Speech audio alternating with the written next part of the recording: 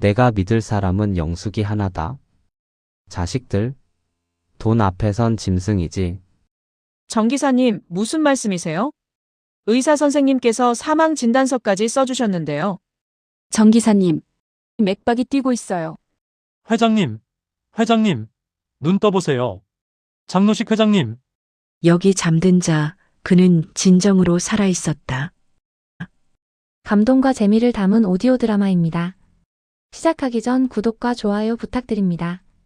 소중한 댓글로 여러분의 생각도 나눠주세요. 장로식 회장의 대저택은 겉보기에는 화려했지만 그 안에는 차가운 침묵만이 흘렀습니다. 78세의 장 회장은 침대에 누워 천장을 바라보며 하루하루를 보내고 있었어요. 한때 수백 명의 직원을 거느리며 건설업계를 주름잡던 그였지만 이제는 몸 하나 제대로 가누지 못하는 신세가 되었습니다.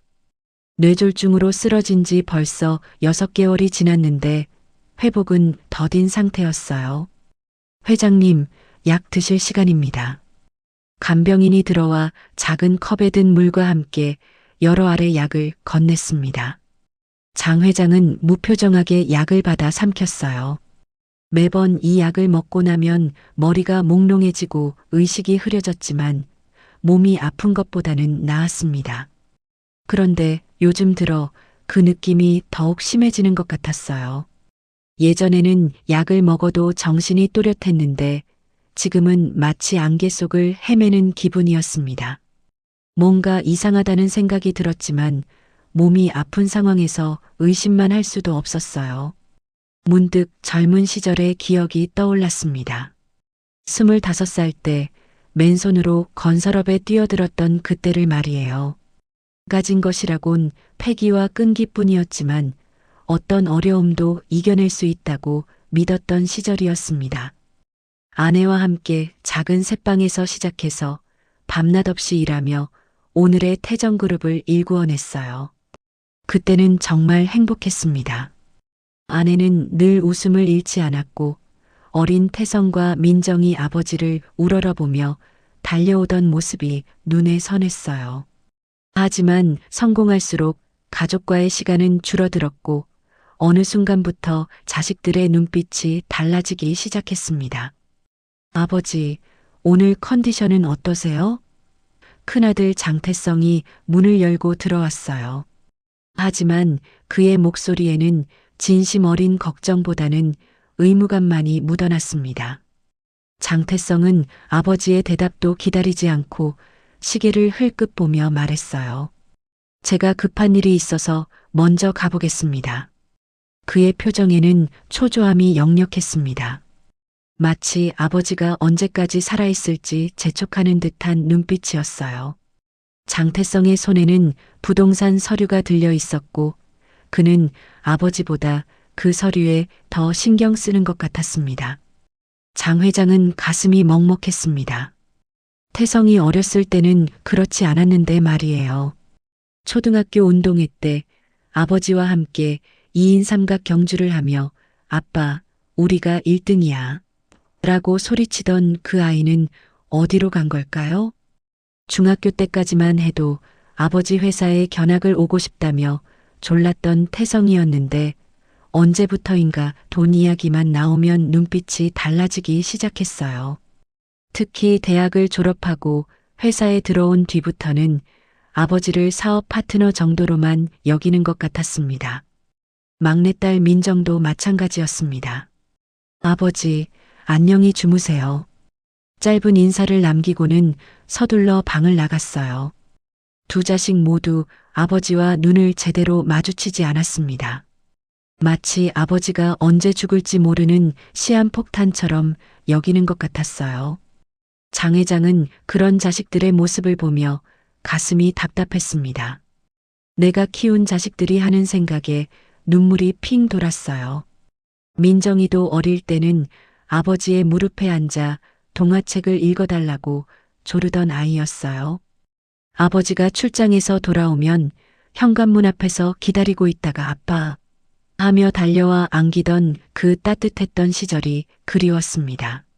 하지만 민정이 대학에 들어가면서부터 집에 있는 시간이 줄어들기 시작했고 졸업 후에는 아예 독립해서 나가버렸어요. 결혼한 뒤로는 명절에나 얼굴을 보는 사이가 되어버렸습니다. 평생을 자식들을 위해 살았는데 정작 자신이 아플 때 이런 대접을 받다니 서글플 따름이었어요. 아내가 살아있을 때는 그래도 집안에 웃음소리가 있었는데 아내가 세상을 떠난 뒤로는 이 넓은 집이 무덤처럼 느껴졌습니다. 특히 아내가 떠난 지 3년이 지나면서 자식들의 태도는 더욱 냉랭해졌어요. 그런 가운데 유일하게 진심으로 장 회장을 돌보는 사람이 있었습니다. 바로 조카딸 박영숙이었어요. 영숙은 어릴 때 부모를 잃고 고아가 되었는데 장 회장이 거두어 키웠습니다. 대학까지 보내주고 취업도 도와줬죠. 지금은 50세가 된 영숙이지만 여전히 장 회장을 친아버지처럼 모시고 있었어요. 다른 가족들과는 달리 영숙만이 진정한 효심을 보여주고 있었습니다. 회장님, 오늘은 어떤 책을 읽어드릴까요? 영숙이 의자를 침대 옆으로 가져와 앉으며 물었습니다. 그녀의 목소리는 따뜻했어요. 장 회장의 굳어있던 표정이 조금씩 부드러워졌습니다. 영숙이 올 때만큼은 이 차가운 저택에도 온기가 감돌았어요. 영숙아, 너만이 진짜구나. 장 회장이 작은 목소리로 말했습니다. 내가 만든 집인데 난 왜 이리 쓸쓸하냐. 자식들은 내 죽음만 기다리는 것 같고 말이야. 그의 목소리에는 깊은 절망이 배어 있었어요. 한평생 가족을 위해 모든 것을 바쳤는데 이제 와서 이런 냉대를 받는다니 억울했습니다. 영숙은 회장의 손을 잡았습니다. 그런 말씀 마세요. 태성 오빠와 민정이도 마음속으론 회장님을 걱정하고 있을 거예요. 다만 표현을 잘 못할 뿐이에요. 하지만 영숙 자신도 최근 두 사람의 행동이 이상하다는 걸 느끼고 있었어요. 특히 아버지의 약이 자주 바뀌고 용량도 늘어나는 것이 신경 쓰였습니다. 하지만 장 회장은 고개를 저었어요. 아니다. 나는 안다. 저들이 내 재산만 노리고 있다는 걸 말이야. 내가 죽으면 유산 상속으로 싸움이 날 게 뻔하지. 그의 목소리에는 깊은 실망이 묻어났습니다. 평생을 가족을 위해 일했는데 결국 돈이 가족을 갈라놓는 독이 되어버린 현실이 슬펐어요. 영숙이 옛날 이야기책을 읽어주는 동안 장 회장은 이상한 기분을 느꼈습니다.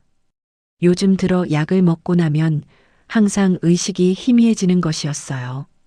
예전에는 그렇지 않았는데 말입니다. 혹시 간병인이 주는 약에 뭔가 다른 것이 섞여 있는 건 아닐까 하는 의심이 들기 시작했어요. 하지만 확신할 수는 없었습니다. 회장님, 오늘은 일찍 주무시는 게 좋겠어요. 영숙이 책을 덮으며 말했습니다. 하지만 장 회장의 눈빛에서 뭔가 불안한 기색을 느꼈어요. 혹시 뭔가 걱정되는 일이라도 있으세요? 장 회장은 잠시 망설이다가 입을 열었습니다. 영수가 요즘 내가 약을 먹고 나면 너무 정신이 없어져. 예전엔 그렇지 않았는데 말이야. 그의 목소리에는 두려움이 섞여 있었어요. 영숙은 깜짝 놀랐습니다. 사실 자신도 최근 회장님의 상태 변화를 눈치채고 있었거든요. 회장님, 혹시 어떤 약을 드시는지 제가 한번 확인해 봐도 될까요? 그날 밤 장 회장은 잠들기 전에 창밖을 바라봤습니다. 달빛이 희미하게 방 안을 비추고 있었어요. 내가 죽으면 저들이 기뻐하겠지. 그런 생각을 하며 눈을 감았습니다. 하지만 뭔가 불길한 예감이 가슴 한구석을 짓누르고 있었어요. 마치 큰 위험이 다가오고 있다는 직감 같은 것이었습니다. 다음 날 아침 장 회장의 개인 운전기사였던 정 기사가 평소보다 일찍 저택에 도착했습니다. 62세의 정 기사는 장 회장을 15년간 모셔온 충직한 사람이었어요. 회장이 병상에 누운 뒤로는 특별한 일이 없어도 매일 저택을 찾아 안부를 확인하는 것이 일과가 되었습니다. 정 기사와 장 회장의 인연은 15년 전으로 거슬러 올라갑니다. 그때 정 기사는 대형 운수회사가 부도나면서 하루아침에 일자리를 잃었어요. 가족을 책임져야 하는 가장으로서 절망적이었죠. 그때 우연히 신문에서 장 회장의 개인 기사 모집 공고를 보고 지원했습니다. 성실하고 책임감 있는 분을 찾습니다라는 문구에 마지막 희망을 걸었어요. 면접에서 정 기사가 한 사람의 생명을 책임지고 소중한 시간을 함께 나누는 일이라고 답했을 때 장 회장의 마음이 움직였습니다. 그렇게 시작된 인연이 15년간 이어져 왔어요. 회장님, 안녕하십니까? 정 기사가 방문을 살짝 열고 인사를 드렸어요. 하지만 장 회장은 깊은 잠에 빠져 있었습니다. 평소보다 훨씬 깊게 잠들어 있는 모습이 이상했어요. 정 기사는 조심스럽게 다가가 회장의 상태를 살펴봤습니다. 호흡은 고르지만 뭔가 부자연스러웠어요.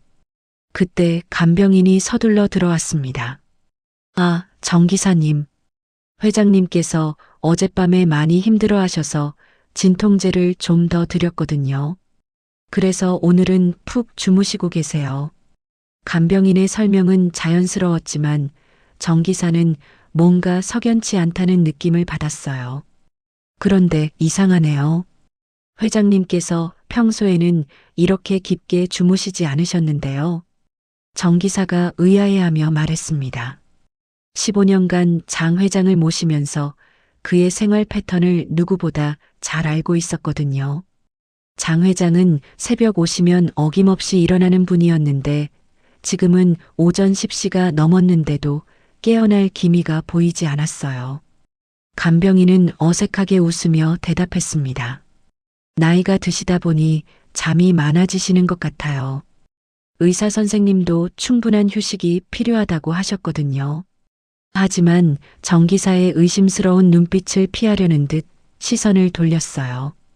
정 기사가 복도로 나와 화장실을 가는 길에 우연히 간병인의 가방이 열린 채로 놓여 있는 것을 발견했습니다. 호기심에 이끌려 가방 안을 들여다보니 여러 개의 약병이 들어 있었어요. 그중 하나를 자세히 보니 졸피뎀이라는 글씨가 보였습니다. 정 기사는 깜짝 놀랐어요. 이 약은 수면 유도제로 유명한데 왜 간병인이 이런 약을 가지고 있는 걸까요? 더욱 이상한 것은 약병에 적힌 처방전 내용이었습니다. 장 회장의 이름으로 처방된 것이 맞았지만 용량이 일반적인 것보다 훨씬 많았어요. 정 기사는 의학 지식은 없었지만 뭔가 심상치 않다는 직감이 들었습니다. 정 기사님, 뭐하고 계세요? 갑자기 뒤에서 들린 목소리에 정 기사는 깜짝 놀라 돌아봤습니다. 장태성이 서 있었어요.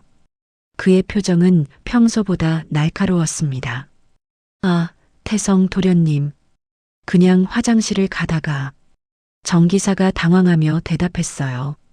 하지만 장태성의 눈빛이 심상치 않았습니다. 앞으로는 아버지 방 근처에서 어슬렁거리지 마세요. 아버지께서는 충분한 휴식이 필요하시거든요. 장태성의 말투는 차가웠어요. 예전의 예의 바른 모습과는 전혀 달랐습니다. 정 기사는 묘한 기분이 들었어요. 왜 갑자기 장태성이 이렇게 날카롭게 나오는 걸까요? 혹시 자신이 뭔가 알면 안 되는 것을 본 걸까요? 그날 오후 정 기사는 박영숙을 찾아갔습니다. 영숙 씨, 좀 이상한 일이 있어서 말씀드리려고요. 정 기사가 조심스럽게 말을 꺼냈습니다. 영숙은 회장을 진심으로 걱정하는 유일한 가족이라고 생각했거든요. 영숙은 정 기사의 이야기를 들으며 점점 얼굴이 굳어졌어요. 정말요? 졸피뎀이라는 약을 간병인이 가지고 있었다고요? 사실 영숙도 최근 회장의 상태 변화를 의심하고 있었거든요. 예전보다 훨씬 많이 잠들고 깨어 있을 때도 정신이 흐릿한 상태가 계속되고 있었으니까요. 네, 그리고 태성 도련님의 태도도 이상했어요. 왜 그렇게 신경질적으로 나오는지 정 기사가 걱정스럽게 말했습니다. 영숙은 깊은 생각에 잠겼어요. 혹시 가족들이 장 회장을 일부러 깊은 잠에 빠뜨리려고 하는 건 아닐까요? 그리고 그 이유는 무엇일까요? 갑자기 무서운 생각이 들었습니다. 그날 밤 영숙은 몰래 장 회장의 방을 찾아갔어요. 간병인은 잠시 자리를 비운 상태였습니다. 영숙이 회장의 침대 옆에 앉자 깊은 잠에 빠진 회장의 눈가에서 눈물이 흘러내리고 있는 것을 발견했어요. 회장님, 꿈속에서도 울고 계시는군요. 영숙이 조심스럽게 눈물을 닦아드리며 속삭였습니다. 잠든 사람이 눈물을 흘린다는 것은 마음 깊은 곳에서 큰 고통을 느끼고 있다는 뜻이었어요. 며칠 뒤 정 기사는 더욱 충격적인 광경을 목격했습니다. 새벽 시간에 저택을 지나가다가 장민정이 의사와 함께 비밀스럽게 대화하는 모습을 본 것이에요. 선생님, 아버지 상태가 어떤가요? 민정이 조심스럽게 물었습니다. 현재 상태로는 언제든지. 의사가 말을 흐렸어요. 가족분들이 원하신다면 더 이상 고통받지 않게 해드릴 수도 있습니다. 정 기사는 등골이 오싹했어요. 설마 가족들이 회장님을 일부러? 그런 끔찍한 생각이 머릿속을 스쳤습니다. 그리고 그 다음날 아침 충격적인 소식이 전해졌습니다. 장 회장의 부고 기사가 신문에 실린 거예요. 건설업계 거물 장로식 회장, 향년 78세로 별세라는 제목이 크게 박혀 있었습니다. 정 기사는 급히 저택으로 달려갔어요. 하지만 이미 빈소가 차려져 있었고 조문객들이 몰려들고 있었습니다. 모든 것이 너무 빠르게 진행되는 것 같았어요. 정말 돌아가신 건가요? 정 기사가 영숙에게 물었습니다. 영숙의 얼굴은 창백했어요. 저도 믿어지지 않아요. 어제까지만 해도 영숙이 말을 잇지 못했습니다. 하지만 정 기사는 뭔가 이상하다는 확신이 들었어요. 15년간 장 회장의 모든 것을 알고 있는 자신이 느끼기에 뭔가 석연치 않은 구석이 너무 많았습니다. 특히 관 안에 누워있는 장 회장의 모습을 보니 죽은 사람치고는 안색이 너무 좋았어요. 정 기사는 가슴 한구석에서 이상한 직감을 느꼈습니다. 혹시 장 회장이 정말로 살아있는 것은 아닐까? 그리고 이 모든 것이 누군가의 계획된 음모는 아닐까? 그날 밤 정 기사는 잠을 이룰 수 없었어요. 회장님이 정말 돌아가신 건지 아니면 다른 무서운 일이 벌어지고 있는 건지 확신할 수 없었거든요. 장례 당일 새벽 정 기사는 도저히 잠을 이룰 수 없어 저택으로 향했습니다. 가슴 한구석에서 계속 무언가가 잘못되었다고 외치고 있었거든요. 오랜 기간 장 회장을 모시며 쌓인 직감이 그를 이끌고 있었어요. 빈소는 조용했고 새벽 시간이라 조문객도 없었습니다. 새벽 5시, 평소 장 회장이 기상하던 시간이었어요. 정 기사는 무의식 중에 이 시간에 맞춰 저택에 도착했습니다. 15년간의 습관이 몸에 밴 것이죠. 빈소 안에는 국화꽃 향이 가득했고 회장의 영정 사진이 엄숙하게 자리하고 있었어요. 하지만 뭔가 어색한 분위기였습니다.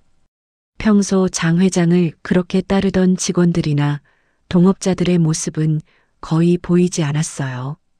마치 서둘러 치러지는 장례식 같은 느낌이었습니다. 정 기사님, 새벽 일찍 오셨네요. 장례 지도사가 인사를 건넸어요. 오늘 오전에 발인 예정이라 바쁘게 준비하고 있습니다. 정 기사는 관 앞에 서서 장 회장의 얼굴을 바라봤습니다. 뭔가 이상했어요. 죽은 사람치고는 안색이 너무 좋았고 얼굴에 생기가 남아있는 것 같았습니다. 더욱 이상한 것은 회장의 가슴 부분이 아주 미세하게 오르내리는 것 같다는 느낌이었어요. 그동안 매일 아침 회장을 모시러 갔을 때의 모습이 떠올랐습니다. 장 회장은 늘 단정한 모습으로 정 기사를 맞이했어요. 오늘도 수고하겠습니다라고 인사하면 고맙다, 정 기사야. 오늘도 안전운전 부탁한다고 대답하셨죠. 그런 회장님이 이렇게 차갑게 누워 계신다니 믿어지지 않았어요. 혹시 회장님께서 정말로 돌아가신 게 맞나요? 정 기사가 장례 지도사에게 조심스럽게 물었습니다. 장례 지도사는 당황한 표정을 지었어요. 무슨 말씀이세요? 의사 선생님께서 사망 진단서도 써주셨는데요. 하지만 그의 목소리에는 확신이 부족해 보였습니다. 그때 박영숙이 빈소로 들어왔어요. 밤새 울었는지 눈이 퉁퉁 부어 있었습니다. 정 기사님, 여기 계셨군요. 저도 잠이 안 와서. 영숙의 목소리는 떨리고 있었어요. 영숙 씨, 저만 이상하게 느끼는 건 아니죠? 정 기사가 작은 목소리로 물었습니다. 회장님 모습이 뭔가. 영숙도 고개를 끄덕였어요. 저도 그래요. 어제 마지막으로 뵈었을 때와 지금 모습이 너무 달라요. 죽은 사람이 이렇게 편안한 표정을 지을 수 있을까요? 두 사람은 서로의 눈을 마주보며 같은 생각을 하고 있음을 알았어요. 혹시 장 회장이 아직 살아있는 것은 아닐까 하는 무서운 상상 말입니다. 영숙은 지난 며칠간 느꼈던 의심들을 정 기사에게 털어놓았어요. 정 기사님, 사실 저는 며칠 전부터 이상한 일들을 많이 봤어요. 간병인이 주는 약의 종류가 자꾸 바뀌고 태성 오빠와 민정이가 밤늦게 비밀스럽게 대화하는 모습도 봤고요. 장례 지도사님, 잠깐 자리를 비워주실 수 있나요? 마지막으로 회장님과 작별 인사를 드리고 싶어서요. 영숙이 부탁했습니다. 장례 지도사는 잠시 망설이더니 잠깐만 계세요. 금방 올게요라고 말하며 빈소를 나갔어요. 영숙과 정 기사만 남게 되자 두 사람은 조심스럽게 관에 다가갔습니다. 정 기사님, 제가 회장님의 손목을 만져봐도 될까요? 영숙이 떨리는 목소리로 물었어요. 정 기사가 주변을 살피며 고개를 끄덕였습니다. 영숙이 조심스럽게 장 회장의 손목에 손을 댔어요. 그 순간 영숙의 얼굴이 창백해졌습니다. 정 기사님, 맥박이 뛰고 있어요. 영숙이 작은 비명을 질렀어요. 정 기사도 급히 다가와 회장의 손목을 만져봤습니다. 정말로 약하지만 분명한 맥박이 느껴졌어요. 두 사람은 서로를 바라보며 경악했습니다. 회장님, 회장님. 정 기사가 작은 목소리로 회장을 불렀어요. 하지만 장 회장은 깊은 잠에 빠진 듯 반응이 없었습니다. 이게 어떻게 된 일이죠? 회장님이 살아계신다면 왜 이런 일이? 영숙이 당황하며 말했어요. 정 기사는 순간 모든 퍼즐이 맞춰지는 느낌이었습니다. 영숙 씨, 혹시 가족들이 회장님을 일부러? 그는 차마 끝까지 말하지 못했어요. 그때 빈소 밖에서 발소리가 들렸습니다. 장례 지도사가 돌아오는 소리였어요.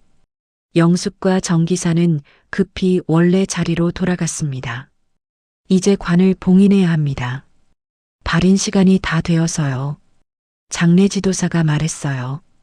잠깐만요. 영숙이 급히 외쳤습니다. 조금만 더 시간을 주세요. 제발이요. 하지만 장례 지도사는 고개를 저었어요. 죄송합니다. 일정이 정해져 있어서요. 가족분들도 모두 동의하신 사항입니다. 바로 그때 장태성과 장민정이 빈소에 들어왔어요. 두 사람의 표정은 평소보다 굳어 있었습니다. 영숙 언니, 정 기사님, 여기서 뭐 하시는 거예요? 민정이 날카롭게 물었어요. 아, 그냥 마지막 인사를. 영숙이 대답하려 했지만 태성이 말을 끊었습니다. 이제 그만하시죠. 아버지도 편히 보내드려야죠. 태성의 목소리에는 서둘러 끝내려는 기색이 역력했어요. 영숙은 가슴이 두근거렸어요.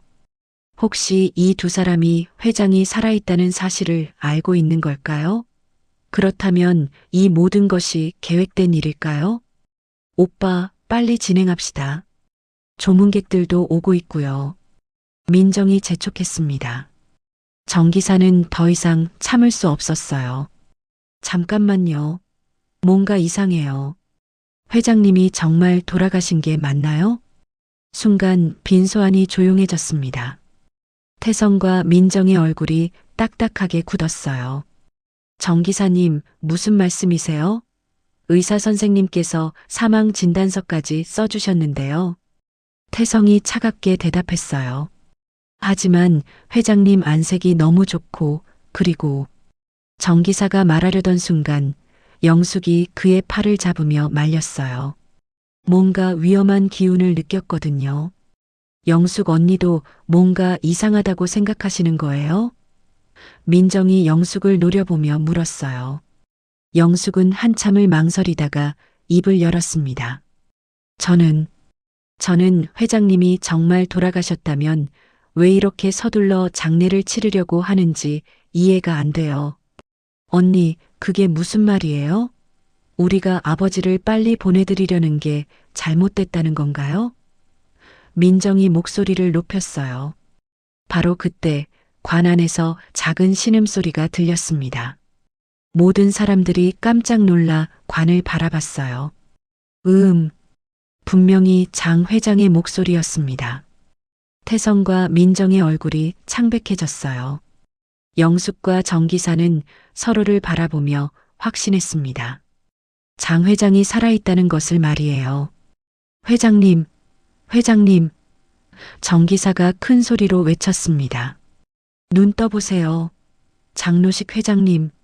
하지만 태성이 급히 정 기사를 막았어요. 그만하세요. 아버지는 돌아가셨다고 했잖아요. 아니에요. 회장님은 살아계세요. 영숙이 외치며 관에 달려갔습니다. 혼란스러운 상황 속에서 영숙은 결심했어요.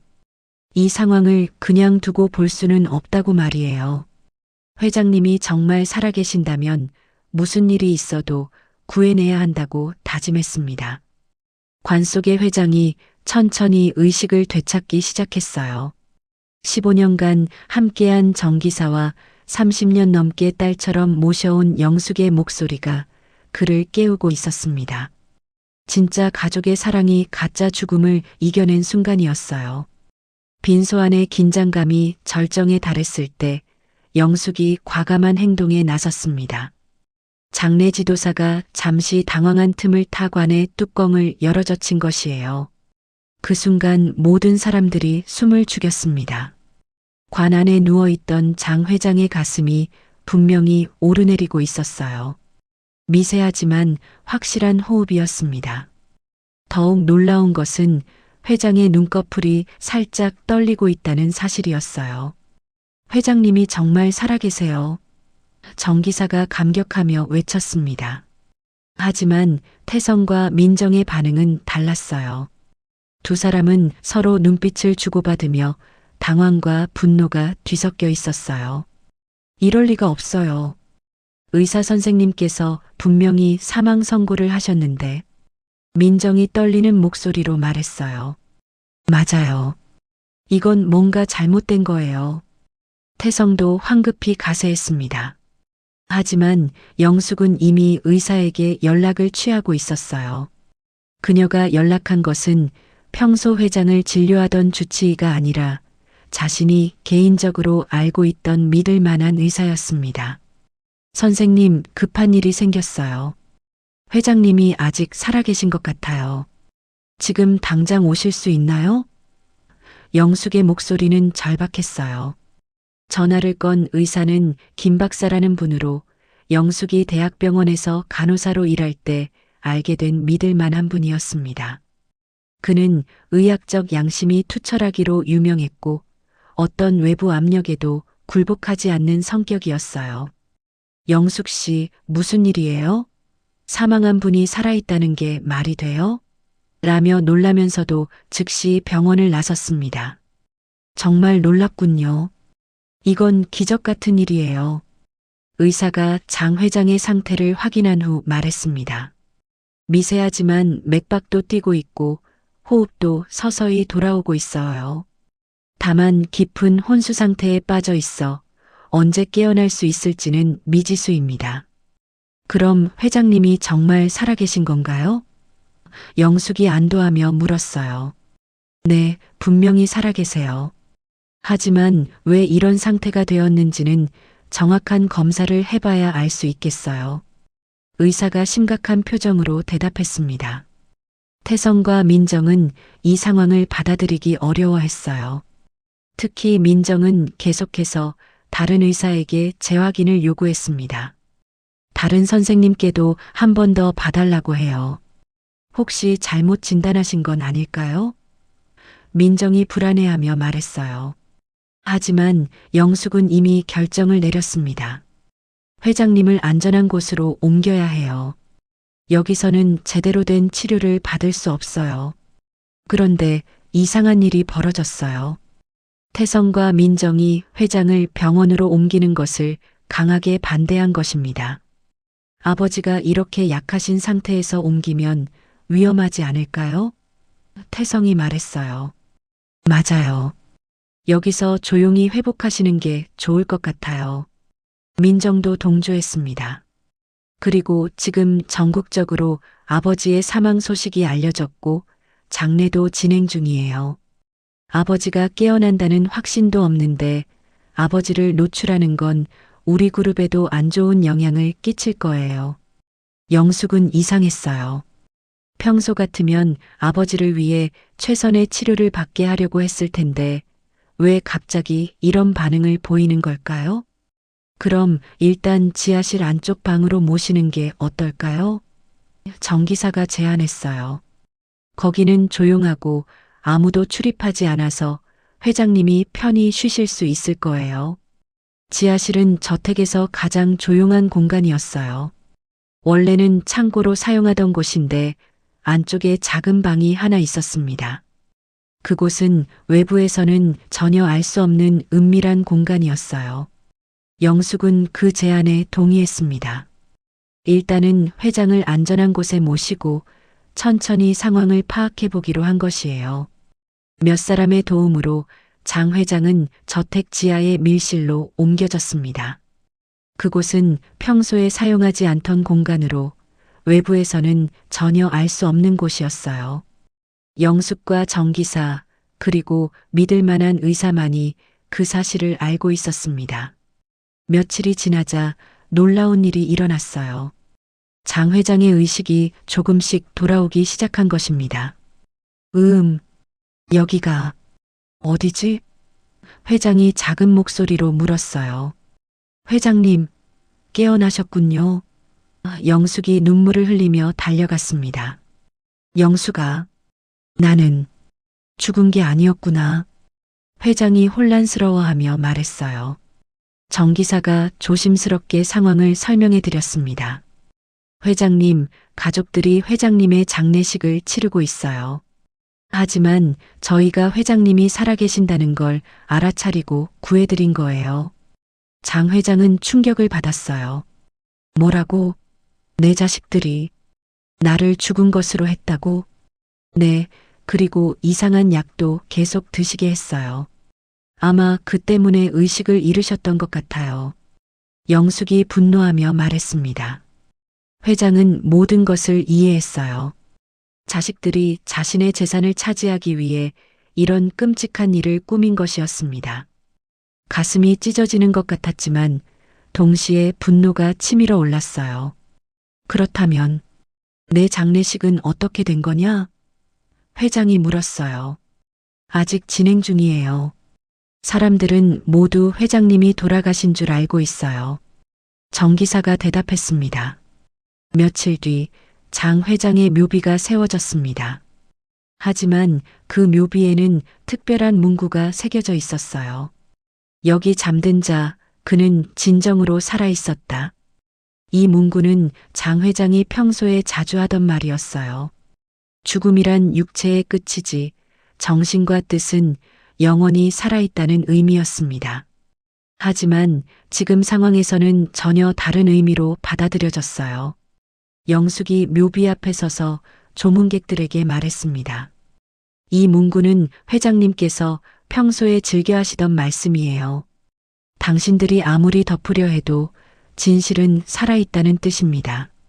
조문객들은 그 의미를 정확히 이해하지 못했지만 뭔가 깊은 뜻이 있다는 것은 알 수 있었어요. 한편 지하실에 숨어 있던 장 회장은 영숙과 정 기사의 도움으로 천천히 회복해가고 있었습니다. 그리고 자신을 배신한 자식들에 대한 복수 계획을 세우기 시작했어요. 영수가 정 기사, 이제 진실을 밝힐 때가 왔다. 회장이 결연한 표정으로 말했습니다. 내 자식들이 무엇을 했는지 세상 사람들이 알아야 한다. 하지만 회장님, 위험하지 않을까요? 그들이 또 다른 수를 쓸 수도 있어요. 영숙이 걱정스럽게 말했어요. 두렵지 않다. 이미 한 번 죽었다고 여겨지는 몸이니까. 내가 깨어난 건 절대 비밀로 해라. 회장의 목소리에는 단단한 의지가 담겨 있었어요. 그렇게 진짜 전쟁이 시작되었습니다.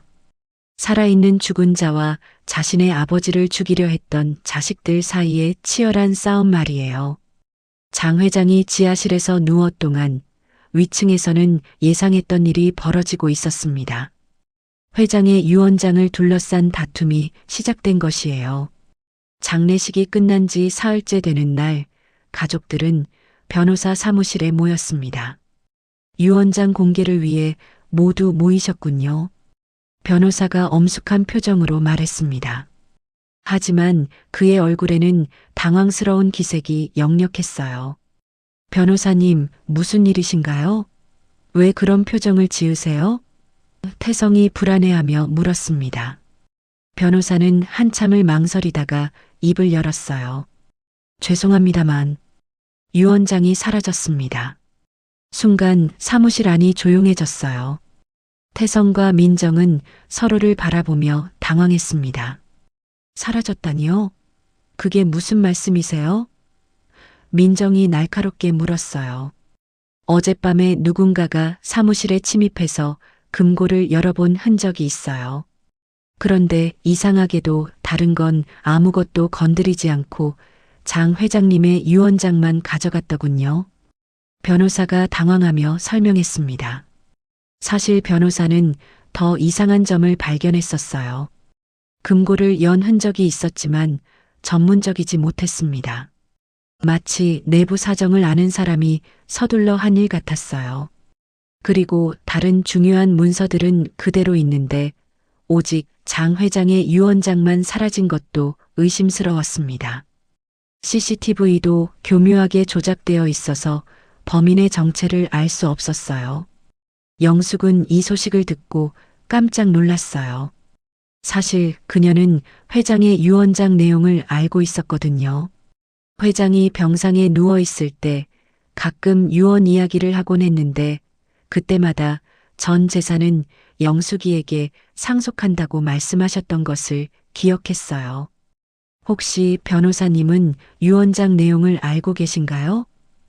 영숙이 조심스럽게 물었습니다. 변호사는 고개를 저었어요. 죄송하지만 유언장은 밀봉되어 있어서 저도 정확한 내용은 모릅니다. 다만 회장님께서 몇 번 수정하셨다는 것만 알고 있어요. 태성이 갑자기 비웃으며 말했습니다. 설마 아버지가 영숙이 너한테 전 재산을 물려준다는 헛소리를 믿고 있는 건 아니지지? 태성 오빠, 무슨 말씀이세요? 영숙이 당황하며 물었어요. 아버지가 영숙이한테 유산을 넘길 리가 없어요. 그런 유언장 같은 건 처음 듣는데요. 태성의 목소리에는 확신이 담겨 있었어요. 민정도 거들었습니다. 맞아요. 아버지가 그럴 리 없어요. 혹시 언니가 착각하고 계신 거 아닌가요? 영숙은 어리둥절했어요. 분명히 회장님께서 여러 번 말씀하셨는데 태성과 민정은 전혀 모르는 것처럼 행동하고 있었어요. 더욱 이상한 것은 두 사람이 너무 당당하게 부정한다는 점이었습니다. 사실 태성과 민정은 이미 계획을 세워놓고 있었어요. 유 원장이 사라진 것은 우연이 아니라 그들이 의도한 일이었습니다. 민정이 며칠 전 밤에 몰래 변호사 사무실에 침입해서 유 원장을 훔쳐온 것이에요. 민정은 아버지의 개인 금고 비밀번호를 알고 있었고 변호사 사무실의 구조도 파악하고 있었습니다. 하지만 회장님께서 분명히 영숙이 말하려던 순간 태성이 말을 끊었어요. 영숙아, 이제 그만해. 아버지의 재산은 당연히 친아들 딸에게 가는 거지. 조카딸이 욕심을 너무 부리면 안 되지. 영숙은 가슴이 철렁했어요. 이건 재산 문제가 아니었어요. 회장님의 마지막 뜻을 왜곡하려는 시도였거든요. 저는 재산이 탐나서 그러는 게 아니에요. 회장님의 진짜 뜻이 무엇인지가 중요한 거예요. 영숙이 간절하게 말했습니다. 하지만 태성과 민정은 이미 마음을 정한 듯 했어요. 오히려 영숙을 의심스러운 눈빛으로 바라보기 시작했습니다. 혹시 영숙 언니가 유 원장을 가져간 건 아닌가요? 민정이 따지듯 물었어요. 뭐라고? 영숙이 깜짝 놀라며 외쳤습니다. 내가 왜 그런 짓을... 아니면 누가 그런 짓을 했겠어요? 유 원장이 사라져서 가장 득을 보는 사람이 누구죠? 민정이 날카롭게 추궁했어요. 영숙은 억울했어요. 자신이 장 회장을 가장 정성스럽게 돌봐드렸는데 이제 와서 도둑 취급을 받다니요. 제가 정말 그런 사람으로 보이세요? 회장님을 30년 넘게 모셔온 제가요? 영숙의 목소리가 떨렸어요. 하지만 태성과 민정의 의심은 더욱 깊어졌습니다. 특히 민정은 평소 조용했던 성격과는 달리 매우 공격적으로 나왔어요. 언니, 솔직히 말해봐요. 아버지 유 원장에 정말 언니 이름이 나와 있다고 확신해요? 민정이 예리하게 물었습니다. 저는 회장님께서 그렇게 말씀하셨다고. 영숙이 주춤했어요. 말씀? 그럼 증거가 있어? 녹음이라도 해둔 거야? 태성이 다그쳤습니다. 영숙은 할 말을 잃었어요. 정말로 증거라고 할 만한 것은 없었거든요. 회장님과 나눈 대화들은 모두 사적인 자리에서의 일이었고 다른 증인도 없었어요. 며칠 뒤 상황은 더욱 악화되었습니다. 태성과 민정은 영숙을 저택에서 쫓아내기로 결정한 것이에요. 영숙아, 이제 너도 독립하는 게 좋을 것 같아. 아버지는 우리가 계속 지켜볼 테니 그만 나가라. 태성이 차갑게 통보했습니다. 하지만 이 집이 제 집이었는데요. 회장님이 깨어나실 수도 있잖아요.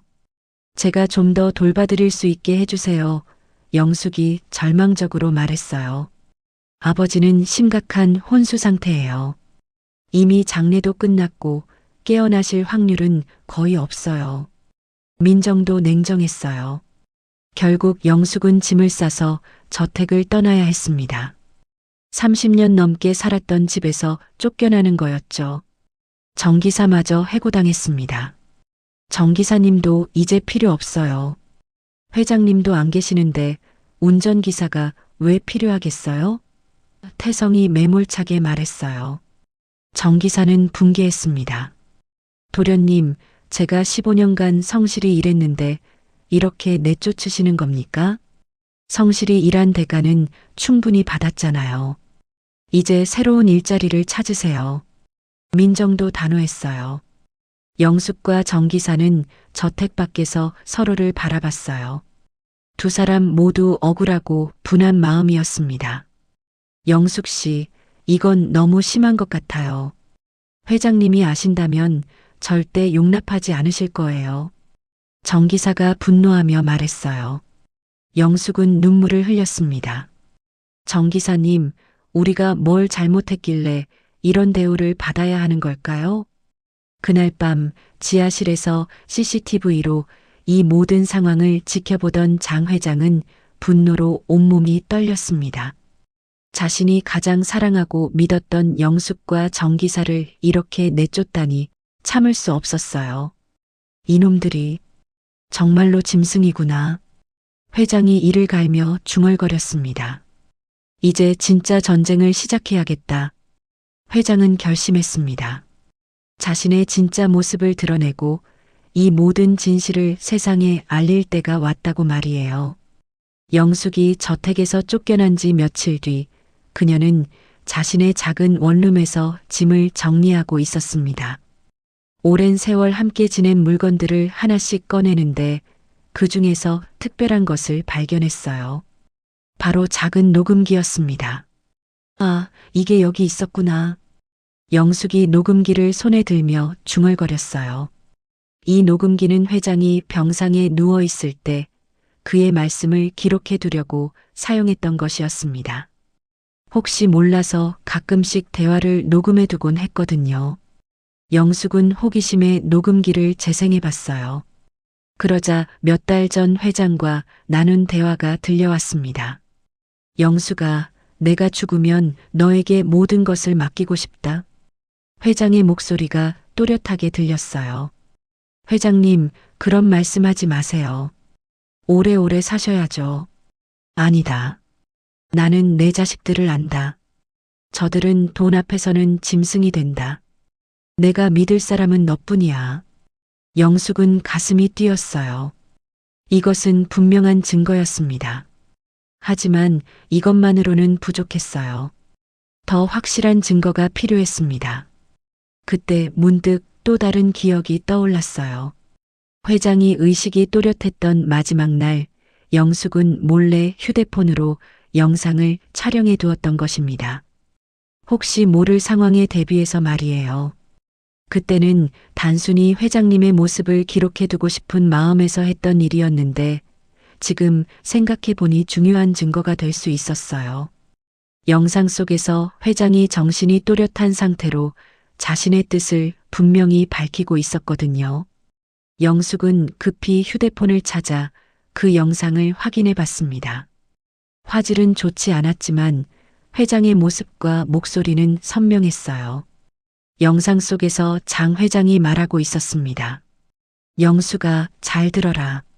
내가 죽으면 내 재산은 모두 너에게 맡긴다. 유언장도 그렇게 써놨다.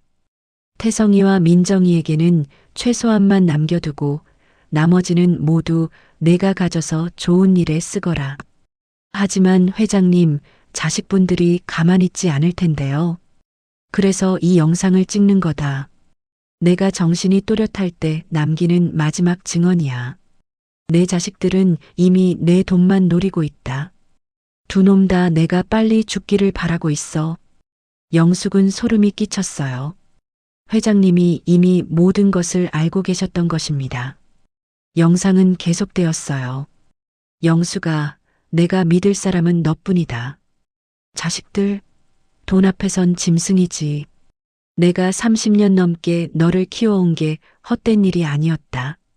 영숙은 눈물을 흘렸습니다. 회장님의 진심을 다시 한번 확인할 수 있었거든요. 바로 그때 정기사에게서 전화가 왔어요.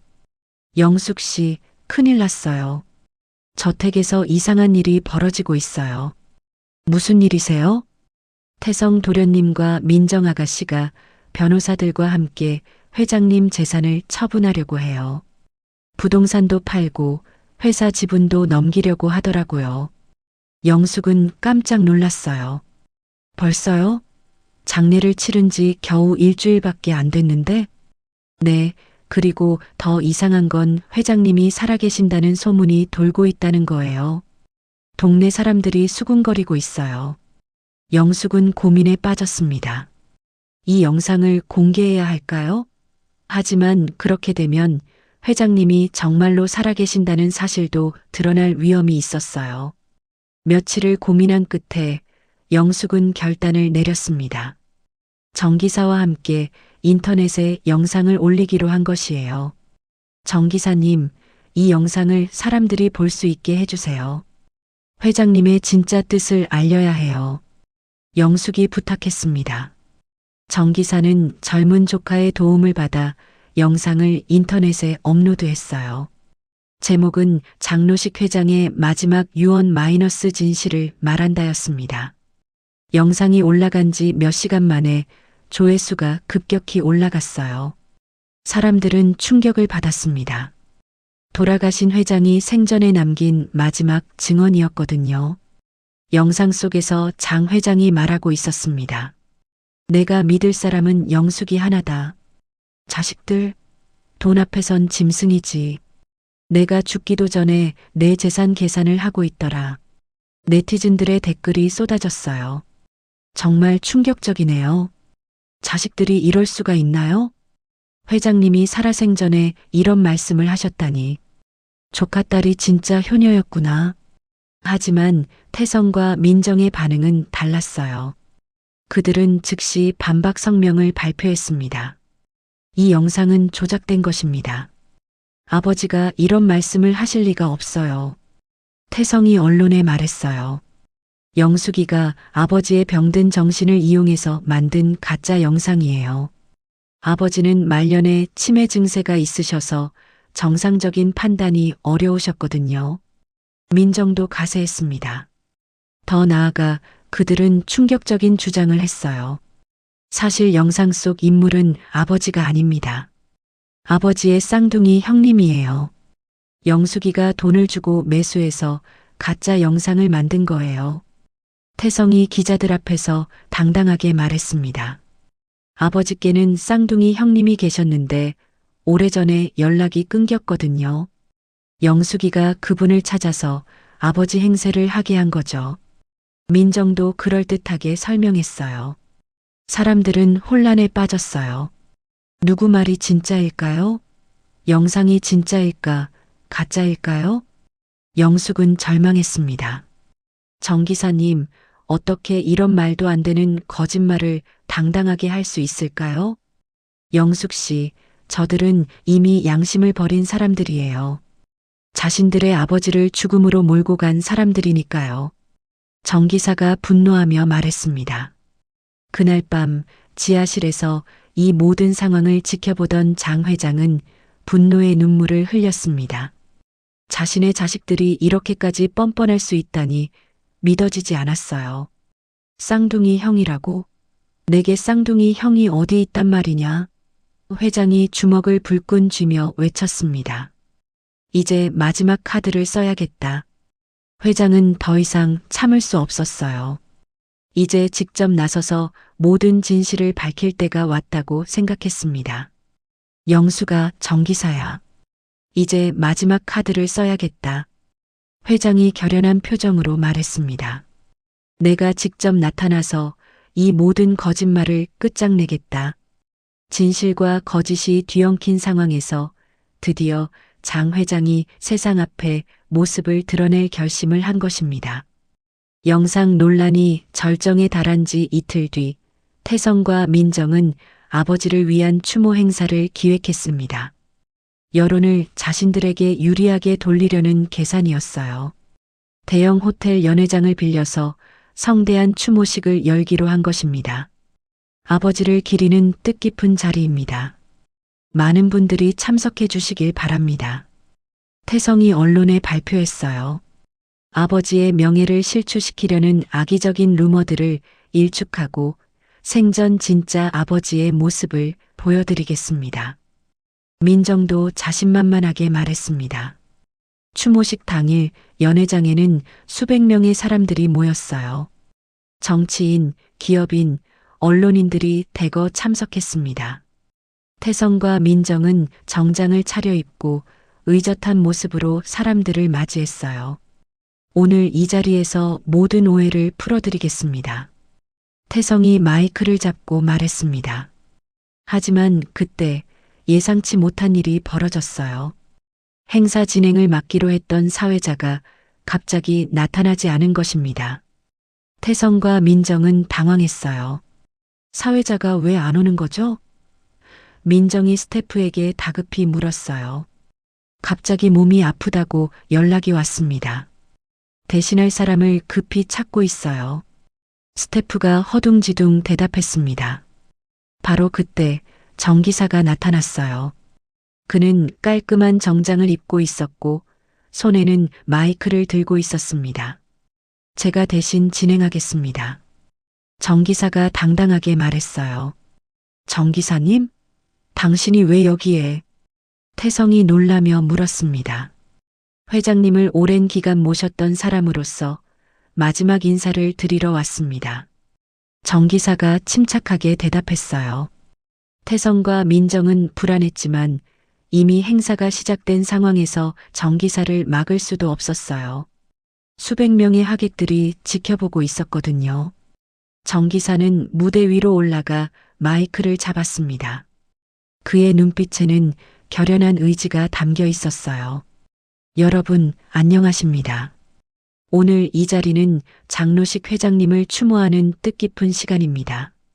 정 기사가 차분하게 말을 시작했어요.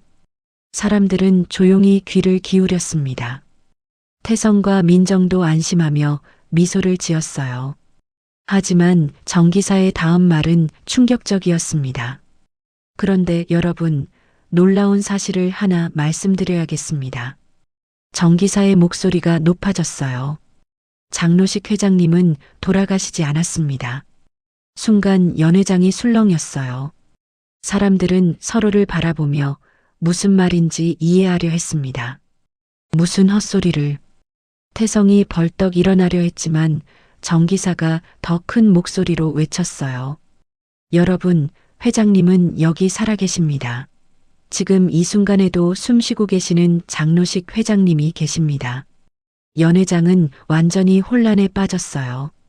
사람들은 웅성거리기 시작했고 언론 기자들은 카메라를 들이댔습니다. 정 기사님, 그만하세요. 당신 지금 무슨 짓을 하는 거예요? 민정이 소리쳤어요. 하지만 정 기사는 멈추지 않았습니다. 회장님께서 이 자리에 오셨습니다. 직접 확인해 보시기 바랍니다. 그때 연회장 뒤편에서 한 사람이 천천히 걸어 나왔어요. 얼굴에는 마스크를 쓰고 있었지만 그 걸음걸이와 체격은 분명히 장 회장과 같았습니다. 저 사람이. 사람들이 수군거렸어요. 태성과 민정은 얼굴이 창백해졌어요. 혼수 상태인 아버지가 설마 깨어났다는 말일까요? 마스크를 쓴 사람이 무대 앞까지 다가왔어요. 모든 사람들의 시선이 그에게 집중되었습니다.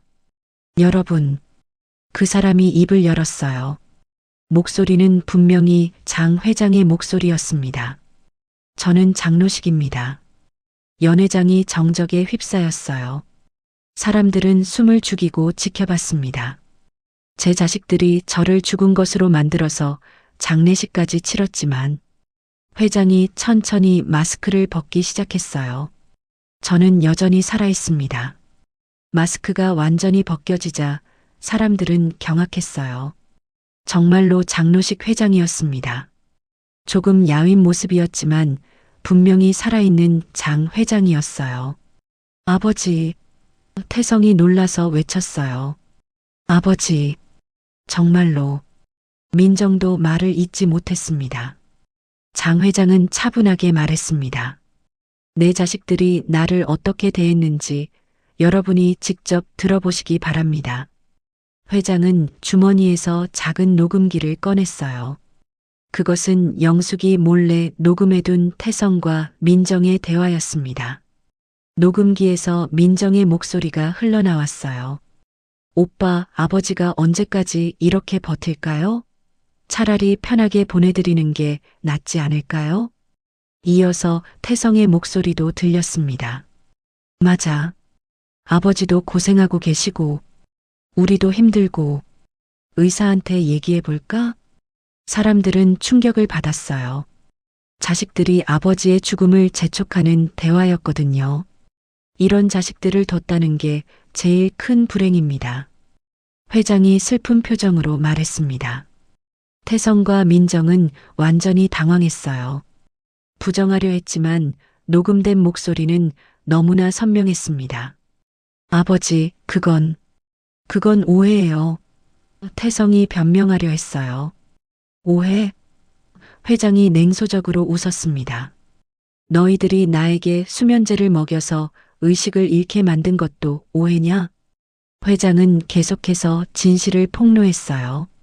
내가 죽지도 않았는데 장례식을 치르고 내 재산을 가로채려 했습니다. 심지어 나를 진심으로 돌봐준 영숙이를 집에서 쫓아내기까지 했어요. 사람들은 분노했어요. 어떻게 자식이 부모에게 이런 짓을 할 수 있는지 믿어지지 않았습니다. 그리고 가장 용서할 수 없는 것은 회장의 목소리가 떨렸어요. 이 모든 계획의 주범이 막내딸 민정이라는 사실입니다. 민정은 얼굴이 하얗게 변했어요.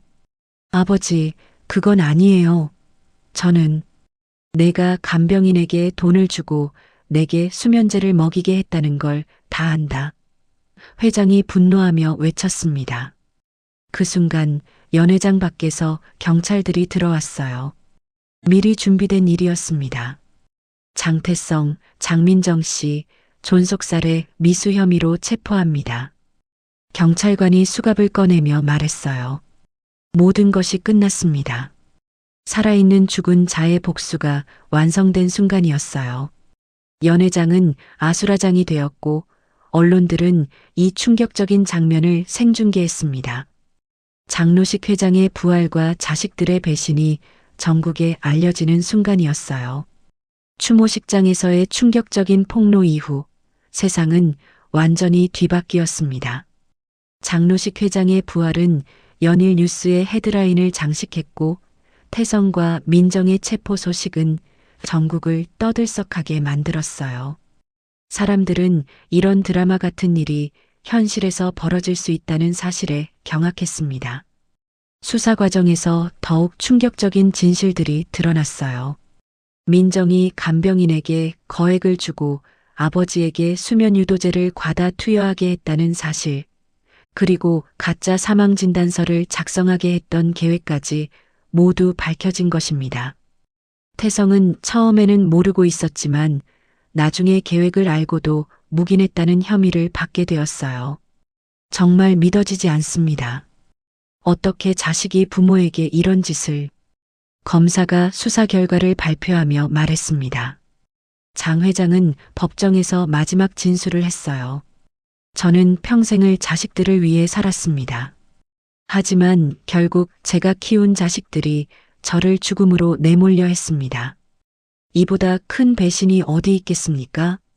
그의 목소리는 담담했지만 깊은 슬픔이 묻어 있었어요. 법정을 가득 메운 사람들은 숙연해졌습니다. 태성과 민정은 각각 존속살해, 미수와 사기 혐의로 실형을 선고받았어요. 특히 주범인 민정은 중형을 받았습니다.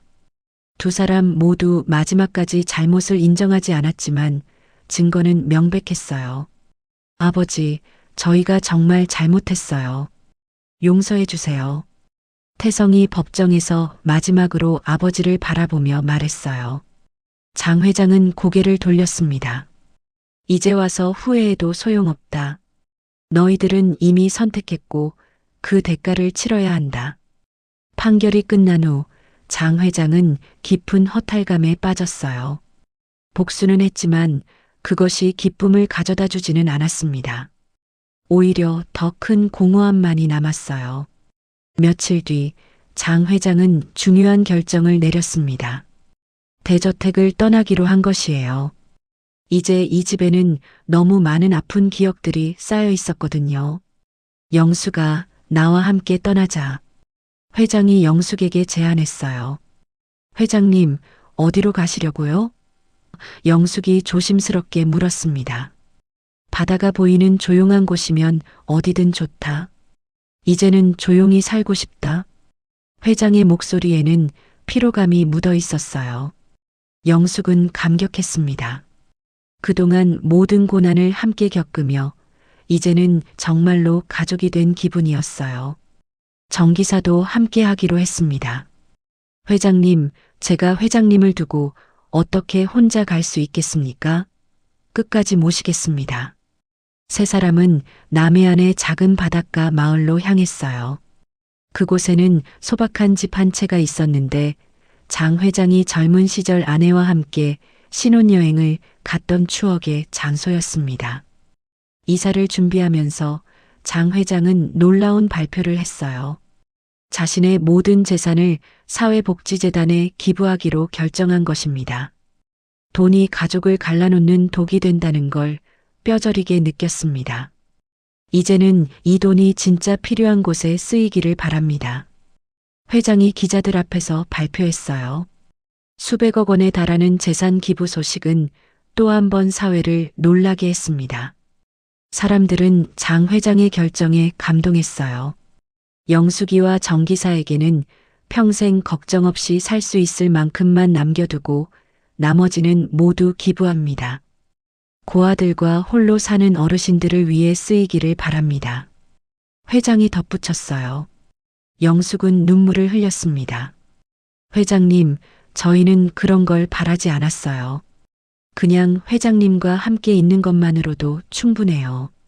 알고 있다. 그래서 너희들이 더 소중한 거야. 회장이 영숙의 손을 잡으며 말했어요. 바닷가 마을로 이사한 지 몇 개월이 지났습니다. 장 회장은 그곳에서 평범한 노인으로 살아가고 있었어요.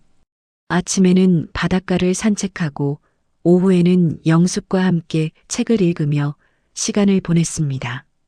정기사는 작은 텃밭을 가꾸며 세 사람의 생활을 돌봤어요. 어느 날 저녁 바다를 바라보며 앉아있던 장 회장이 혼잣말처럼 중얼거렸습니다. 나는 죽지 않았다. 단지 묻혀 있었을 뿐이다. 그리고 이제 다시 살아났다. 영숙이 옆에 앉으며 물었어요. 회장님, 후회되지 않으세요? 모든 것을 버리고 이렇게 사시는 게요. 회장은 고개를 저었습니다. 전혀. 이제야 진짜 삶을 사는 것 같다. 돈과 권력에 묻혀서 정작 중요한 것들을 놓치고 살았구나 싶어. 그럼 태성이와 민정이는 어떻게 생각하세요? 정기사가 조심스럽게 물었어요. 회장은 한참을 바다를 바라보다가 대답했습니다. 저들도 언젠가는 깨달을 거야. 진짜 소중한 게 무엇인지 말이야. 그때까지는 기다려야지. 그날 밤 회장은 오랜만에 편안한 잠에 들었어요. 더 이상 누군가를 의심하거나 두려워할 필요가 없었거든요. 진심으로 자신을 사랑하는 사람들과 함께 있다는 안정감이 그를 감쌌습니다. 며칠 뒤 마을에 한 통의 편지가 도착했어요. 교도소에 있는 태성이 보낸 편지였습니다. 아버지, 이제야 제가 얼마나 큰 잘못을 했는지 알겠습니다. 용서해달라고 말씀드릴 자격도 없지만 아버지께서 건강하시다는 것만으로도 다행입니다. 언젠가 기회가 된다면 진심으로 사과드리고 싶습니다. 회장은 편지를 읽으며 복잡한 심경이었어요. 아직 용서할 수는 없지만 자식이 뉘우치고 있다는 사실은 다행이었습니다. 영수가 사람은 변할 수 있을까? 회장이 물었어요. 변할 수 있어요. 진심으로 뉘우친다면 말이에요. 영숙이 대답했습니다.